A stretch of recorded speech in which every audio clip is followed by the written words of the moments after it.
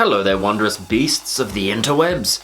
The Pretentious Fiend here, and today we're going to do a bit of a deep dive and solid review of Miley Cyrus's new album, Plastic Hearts. So we've all heard a certain sort of genre of pop music that has come from Miley Cyrus throughout her journey, whether it be through fun bangers stage all the way through to some of the more country-influenced pop songs that she's come out with. To state the obvious, this album, Plastic Hearts, has been a really solid foray into the idea of 80s pop and 80s synth, and this is all extremely apparent given the choice of covers she's been releasing recently, the artwork, the video, the two leading singles off this album, and even down to her fashion and aesthetic choices. It's really interesting to see because in terms of homage to an era, this is one of the more dedicated dives I've seen in a major pop release in recent times. Nowhere besides the music is this more apparent than the feature choices she has on this album. Billy Idol,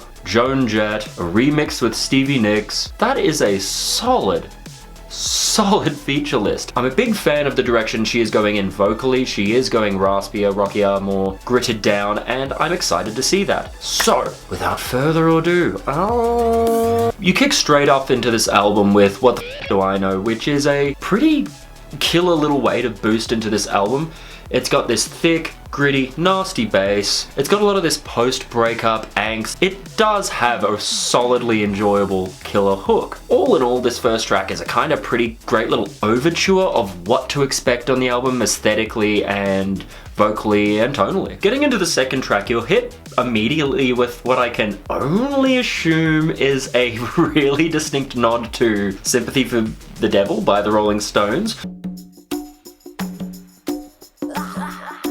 But straight after this opening homage, we're dropped pretty immediately into some sort of classic Miley. And in this track, her voice does sound fucking killer. Amazing. And the chorus has this cheeky MCR-ness shift around like a harmonic minor or something towards the end of the chorus, which I always love to hear because it does sound dramatic, it does sound very over the top, it is kind of, one could say, melodramatic musically, but this track doesn't really inherently give me any of the 80s-ness that we're here for, which is a little bit odd this soon into the album, I will say. Similarly, we continue on to Angels through this classic Miley kind of pop vibe and a very modern sort of summery beach road trip SoCal song that reminds me of tracks of hers like Malibu, which is definitely not a bad thing at all. Thankfully then we're hit with the really great and sexy and fun track that I already reviewed up here. Ooh, cyclical marketing. Prisoners with, of course, Dua Lipa, which really hits hard those 80s influences, really slams it home. As I discussed in that review, you do have these nods to Olivia Newton-John, you do have nods to Michael Jackson's Beat It, and they're very welcome. But I won't go on too much about that song, you can just go check out the track review. But I really think that this tonal and visual aesthetic is solidified through its entirety with the next song, Give Me What I Want, which has this greasy synth bass and this dark vibe with some slappin' Phil Collins style electronic drum fills that just give this real neck-bopping juice to it, and this track really embodies all the best parts about this album. Back in with another feature, Billy Idol joins in with Night Crawling, which is exactly what the doctor ordered. I'm having a really good time in this album all the way up to this point, but this really took it to another level. Billy's performance in this is exactly what you expected to be. He still sounds youthful and dangerous and sassy and with a whole bucket of swagger. Now I know a lot of old rockheads might kind of cringe at what I'm saying, but this doesn't feel like there's a modern pop star and a legacy act. You can tell because Miley's had such a huge and successful career and a wealth of experience, she is bringing her legendary status to it. And you can hear them working really well together. Really has this great cooperation on it, which gives it buckets of authenticity as a listen. The synth leads in this song, they really send you back and they really put a smile on my face because I think there's something about that hyper synthy aesthetic that is a lot of fun to deal in.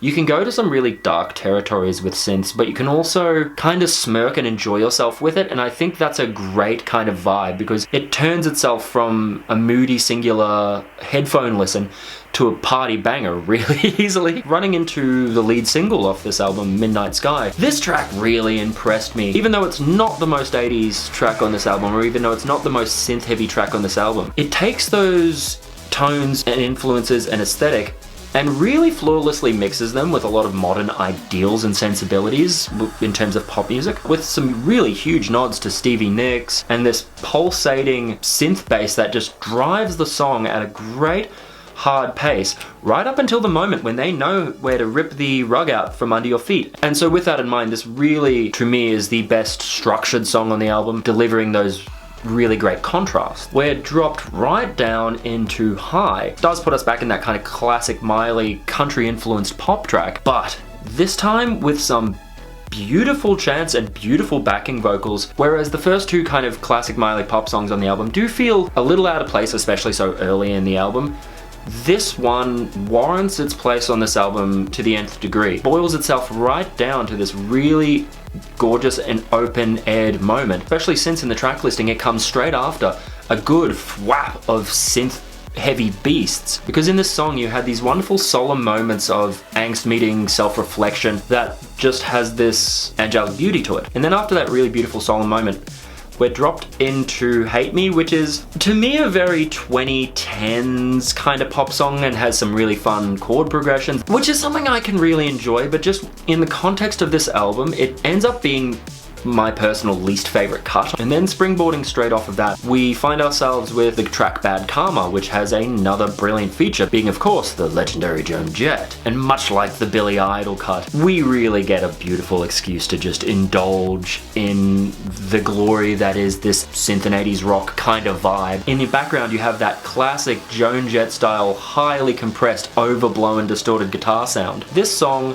has a really sexy swagger and patience to it, and they don't really rocket off and lift off until well into the song. And it kind of ends up having this really dark and intimate kind of feel on the headphones with a lot of interesting moan and groan kind of backing vocals. Never Be Me then hits the 80s, but a very different type of 80s. This goes from that juicy synth fun times, the economy's great, it's wonderful to be white kind of 80s, through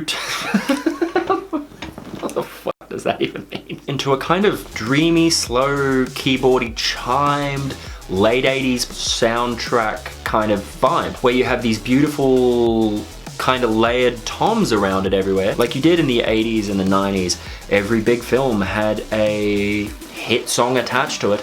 This very well could have been the credits song to a big 80s flick. Golden G-string, which is a fun thing to say and a terrible thing to imagine wearing. This takes the kind of pace of the album down even a further step to this very, very haunty and dreamy, nearly Lana Del Rey type vibes at times, and it is absolutely very welcome. In fact, it sees the album out as the last track, kind of in the same way that you would imagine the last song being played at a closing bar, which thematically and emotionally is a really wonderful note to end on. In terms of lyrical content and vocal content, this album has mature and earnest open moments that have this kind of aggression and fed up nature to them, which is something I really love seeing in pop, is when people actually do put themselves at the edge. The earnest rasp that she's going for on this cycle is something that really draws me in, because it does show that vulnerability, it does show breaking, kind of a smoker's scream at sometimes, a smoker club scream. And I feel like in comparison to a lot of pop stars who really do want to go for perfection as a voice, the rasp gives such a wonderful human element to it. All in all, I think that I guess my biggest critique of this album would be that there are a few tracks that are very much out of place, the more poppy tracks that tear you out of that brilliant vibe that is so strong with this album, and that really is kind of the point of this album. And those songs, you know, to be honest,